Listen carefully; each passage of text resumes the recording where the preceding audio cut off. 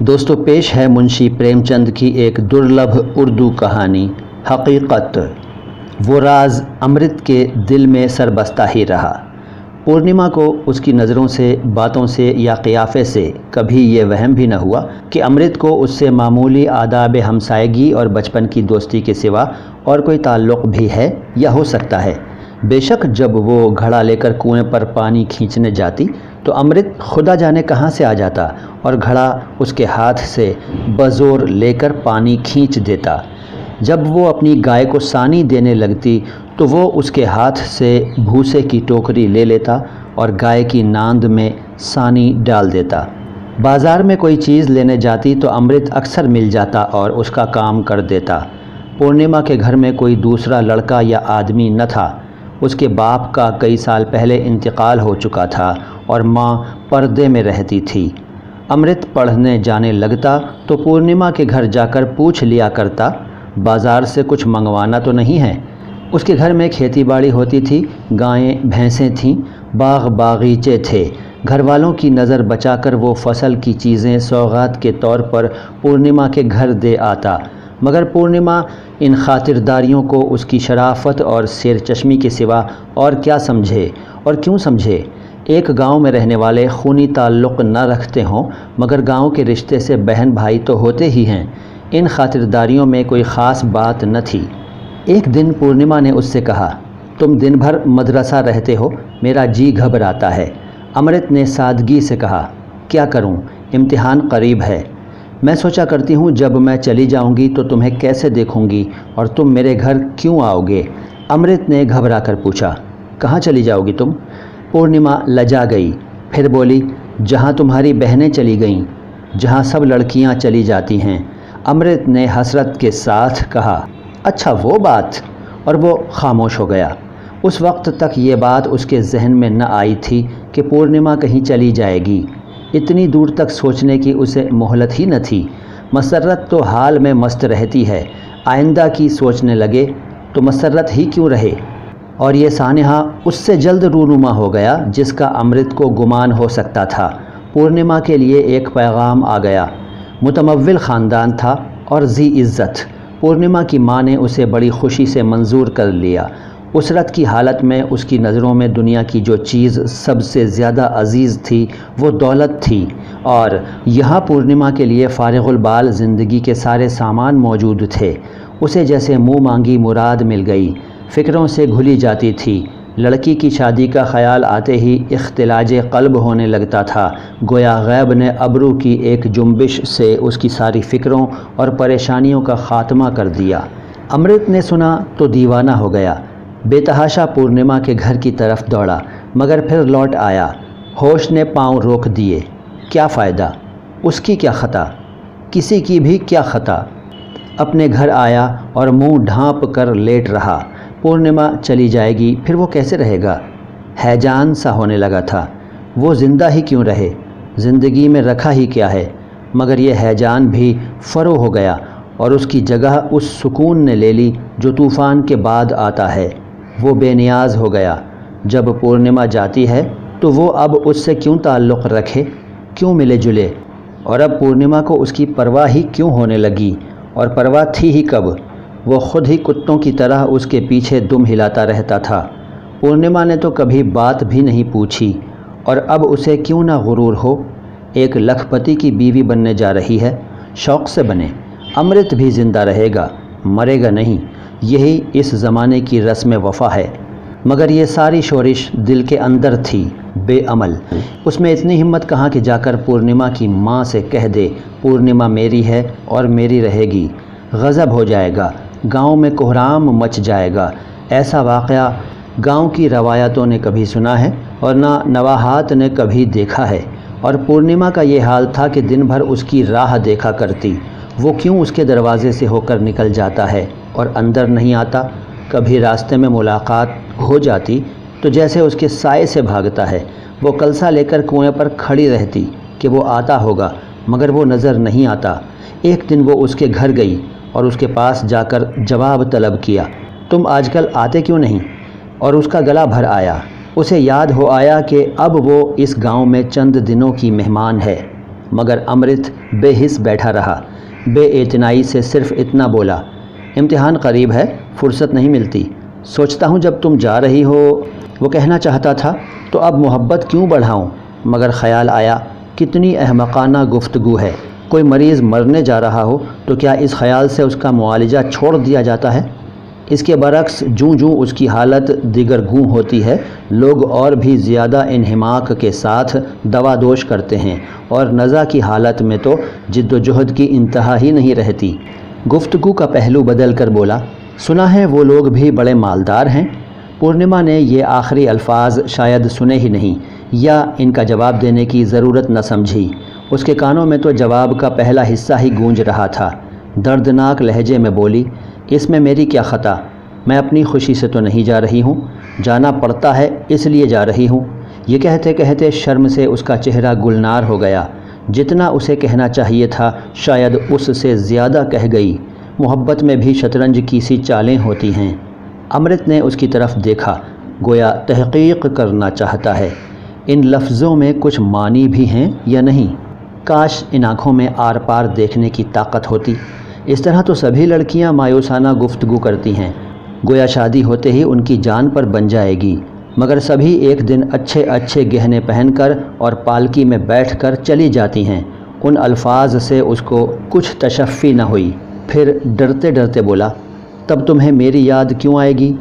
اس کی پیشانی پر پسینہ آ گیا، ایسی وحشت خیز ندامت ہوئی کہ کمرے سے باہر بھاگ جائے۔ پورنما کی طرف تاکنے کی بھی جرأت نہ ہوئی، کہیں وہ یہ سمجھ نہ گئی ہو۔ پورنما نے سر جھکا کر جیسے اپنے دل سے کہا، تم مجھے اتنی نرموہنی سمجھتے ہو؟ تم جو مجھ سے بے قصور روٹھتے ہو، تمہیں اس وقت مجھ سے ہمدردی کرنی چاہیے، مجھے تشفی دینی چاہیے، اور تم مجھ سے تنے بیٹھے ہو۔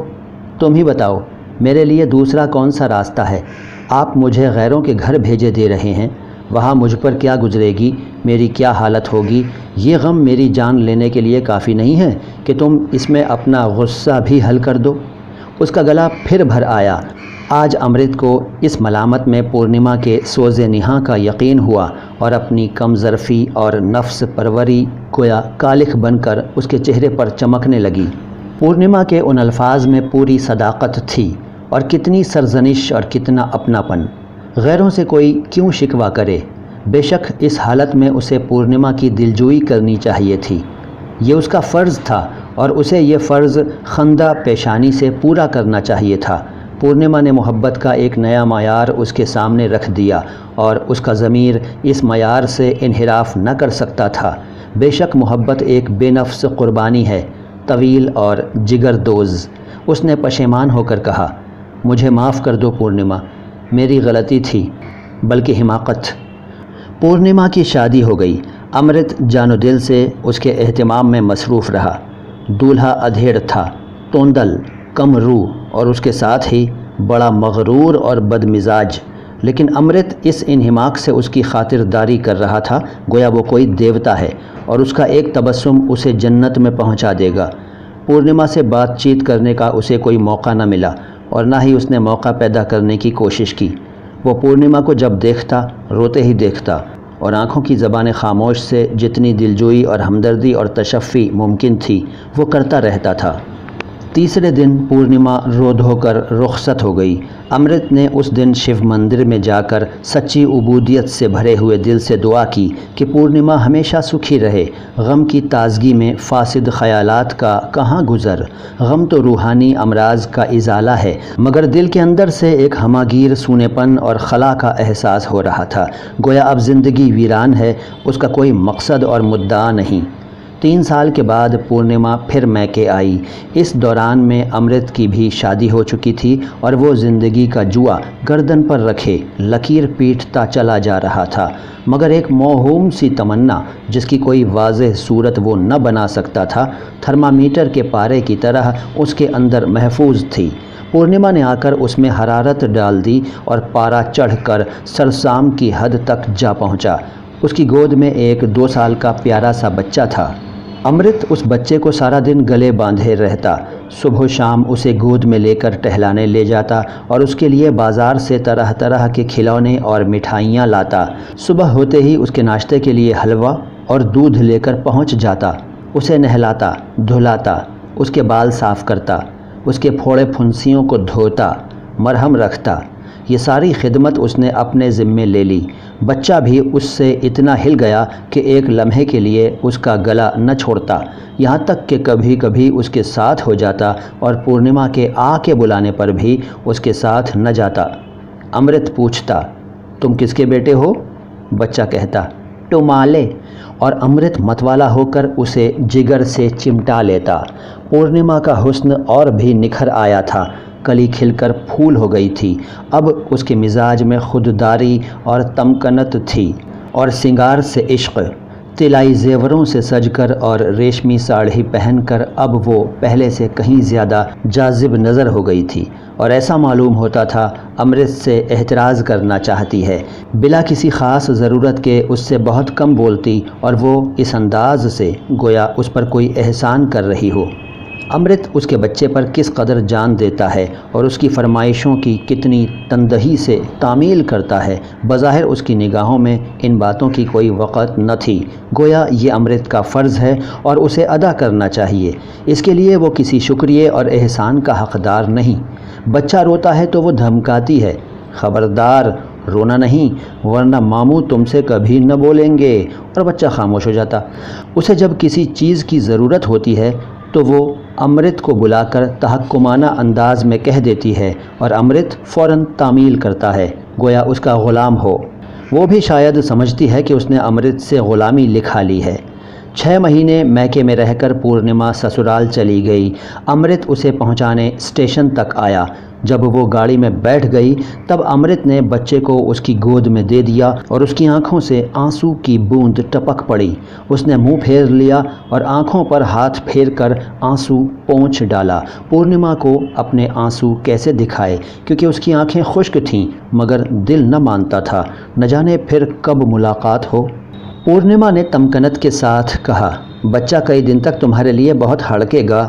امرت نے بھرے گلے سے کہا، مجھے تو عمر بھر بھی اس کی صورت نہ بھولے گی، کبھی کبھی ایک آدھ خط تو بھیج دیا کرو۔ بھیجوں گا، مگر میں جواب نہ دوں گی، یہ سمجھ لو۔ مت دینا، میں مانگتا تو نہیں، مگر یاد رکھنا۔ گاڑی روانہ ہو گئی اور امرت اس کی کھڑکی کی طرف تاکتا رہا۔ ایک فرلانگ کے بعد اس نے دیکھا کہ پورنیما نے کھڑکی سے سر نکال کر اس کی طرف دیکھا، پھر بچے کو گود میں لے کر کھڑکی سے ذرا دکھایا۔ امرت کا دل اس وقت اڑ کر اس کے پاس پہنچ جانا چاہتا تھا۔ وہ اتنا خوش ہے جیسے اپنی منزل مقصود پہ پہنچ گیا ہو۔ اسی سال پورنیما کی ماں کا انتقال ہو گیا۔ پورنیما اس وقت زچہ خانے میں تھی، ماں کا آخری دیدار نہ کر سکی۔ امرت نے علاج معالجہ دوادوش جتنی ہو سکی کی، کریا کرم کیا، براہمنوں کو کھلایا، برادری کی دعوت کی جیسے اس کی اپنی ماں مر گئی ہو۔ اس کے ماں باپ انتقال کر چکے تھے، وہ اپنے گھر کا مالک تھا، کوئی اس کا ہاتھ پکڑنے والا نہ تھا۔ پورنیما اب کس ناطے سے میکے آتی، اور اسے اب فرصت بھی کہاں تھی؟ اپنے گھر کی مالکن تھی، کس پر گھر چھوڑ آتی؟ اس کے 2 بچے اور بھی ہوئے، بڑا لڑکا بڑا ہوا اور اسکول میں پڑھنے لگا، چھوٹا دیہات کے مدرسہ میں پڑھتا تھا۔ امرت سال میں ایک بار کسی کو بھیج کر خیر صلاح منگا لیا کرتا تھا۔ پورنیما فارغ البال ہے، خوش ہے، اس کی تشفی کے لیے اتنا ہی کافی تھا۔ امرت کے لڑکے بھی اب سیانے ہو گئے تھے، خانہ داری کی فکروں میں پریشان رہتا تھا اور عمر بھی 40 سال سے آگے نکل گئی تھی، مگر پورنیما کی یاد ابھی تک اس کے جگر کے عمیق ترین حصے میں محفوظ تھی۔ دفعتاً ایک دن امرت نے سنا کہ پورنیما کے شوہر نے دنیائے عدم کی راہ لی، مگر تعجب یہ تھا، اسے رنج نہ ہوا۔ وہ خواہ مخواہ اپنے دل میں یہ طے کر بیٹھا تھا کہ اس خبیث شوہر کے ساتھ پورنیما کی زندگی قابل رشک نہیں ہو سکتی۔ فرض کی مجبوری اور عصمت پروری کے لحاظ سے پورنیما نے کبھی اپنے سوز جگر کا اظہار نہ کیا، مگر یہ غیر ممکن ہے کہ آرام اور فارغ البالی کے باوجود اسے اس مکروہ صورت انسان سے کوئی خاص محبت رہی ہو۔ یہ تو ہندوستان ہی ہے جہاں ایسی افسرائیں ایسے نااہلوں کے گلے باندھ دی جاتی ہیں، ورنہ کوئی دوسرے ملک میں تو پورنیما جیسی عورت پر ملک کے نوجوان نثار ہو جاتے۔ اس کی مری ہوئی تمنائیں پھر زندہ ہو گئیں، اب اس میں وہ پہلی سی جھجک نہیں ہے۔ اس کی زبان پر نہ وہ مہر خاموشی ہے اور پورنما بھی اب آزاد ہے۔ تقاضائے سن نے یقیناً اسے زیادہ مہر پرور بنا دیا ہوگا۔ وہ شوخی اور الہڑپن اور بے نیازی تو کب کی رخصت ہو چکی ہوگی۔ اس دوشیزگی کی جگہ اب آزمودہ کار نسائیت ہوگی جو محبت کی قدر کرتی ہے اور اس کی طلبگار ہوتی ہے۔ وہ پورنما کے گھر ماتم پرسی کرنے جائے گا اور اسے اپنے ساتھ لائے گا اور اس کے امکان میں اس کی جو خدمت ہو سکے گی وہ کرے گا۔ اب اسے پورنما کے محض قرب سے تشفی ہو جائے گی۔ وہ محض اس کے منہ سے یہ سن کر روحانی تشفی پائے گا کہ وہ اب بھی اسے یاد کرتی ہے، اب بھی اس سے وہی بچپن کی سی محبت کرتی ہے۔ 20 سال پہلے اس نے پورنما کی جو صورت دیکھی تھی، وہ بھرا ہوا جسم، وہ رخساروں کی سرخی، وہ ملاحت، وہ اس کی نشہ خیز مسکراہٹ، وہی صورت بہت خفیف تغیر کے ساتھ ابھی تک اس کی آنکھوں میں تھی، اور تخیل کی آنکھوں میں اب اسے اور بھی خوشگوار معلوم ہوتا تھا۔ ضرور زمانے کی بیدادیوں کا اس کے اوپر کچھ نہ کچھ اثر ہوا ہوگا، لیکن پورنما کے جسم میں کسی ایسی تبدیلی کا گمان بھی نہ کر سکتا تھا جس سے اس کی دل فریبی میں فرق آ جائے۔ اب وہ ظاہر کا اتنا گرویدہ بھی نہ تھا جتنا اس کے سخن ہائے شیریں کا، اس کی نگاہ محبت کا، اس کے اعتماد کا۔ وہ مردانہ خود پروری کے زوم میں شاید یہ بھی سمجھتا تھا کہ وہ پورنما کے ناآسودہ ذوق محبت کو اپنی ناز برداریوں اور گرم جوشیوں سے محظوظ کر دے گا اور پچھلی فروگزاشتوں کی تلافی کر دے گا۔ حسن اتفاق سے ایک دن پورنما خود اپنے چھوٹے لڑکے کے ساتھ اپنے گھر آ گئی۔ اس کی ایک بیوہ موسی جو اس کی ماں کے ساتھ ہی اپنی بیوگی کے دن کاٹ رہی تھی، ابھی موجود تھی۔ وہ سونا گھر آباد ہو گیا۔ امرت نے اس کی خبر سنی تو اشتیاق سے مخمور ہو کر دوڑا۔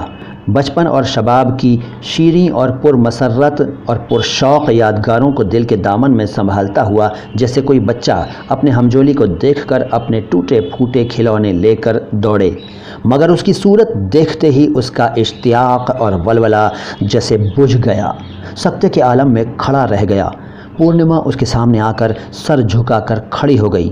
سفید ساڑھی کے گھونگھٹ سے آدھا منہ چھپا ہوا تھا مگر کمر جھک گئی تھی، باہیں سوت سی پتلی، پشت پا کی رگیں ابھری ہوئی، آنکھوں سے آنسو جاری اور رخسار زرد جیسے کفن میں لپٹی ہوئی لاش کھڑی ہو۔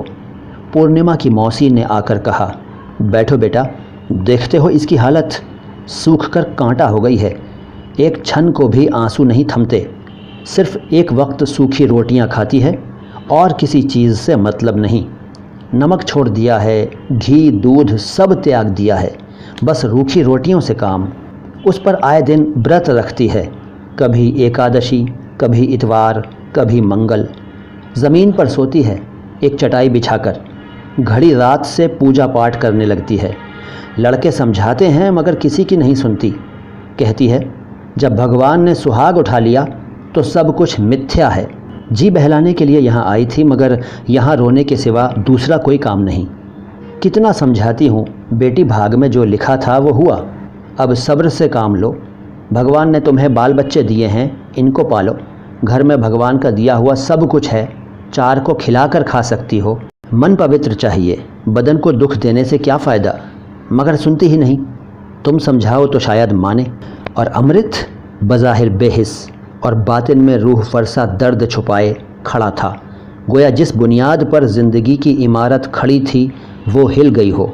آج اسے معلوم ہوا کہ زندگی بھر اس نے جس چیز کو حقیقت سمجھا تھا وہ محض سراب تھا، محض خواب۔ نفس کی اس کامل تسخیر اور عمل کے اس زاہدانہ اجتہاد میں اس کی وہ پر ارمان اور پر اشتیاق محبت فنا ہو گئی، اور اس کے سامنے یہ نئی حقیقت جلوہ افروز ہوئی کہ دل میں اگر مٹی کا دیوتا بنانے کی قدرت ہے تو انسان کو دیوتا بنانے کی بھی قدرت ہے۔ پورنما اسی مکروہ انسان کو دیوتا بنا کر اس کی پرستش کر رہی تھی۔ اس نے احترام کے لہجے میں کہا، تپسوینی کو ہم جیسے غرض کے بندے کیا سمجھ سکتے ہیں موسی، ہمارا فرض اس کے قدموں پر سر جھکانا ہے، سمجھانا نہیں۔ اور پورنما نے منہ پر کا گھونگھٹ ہٹاتے ہوئے کہا، تمہارا بچہ ابھی تک تمہیں پوچھا کرتا ہے۔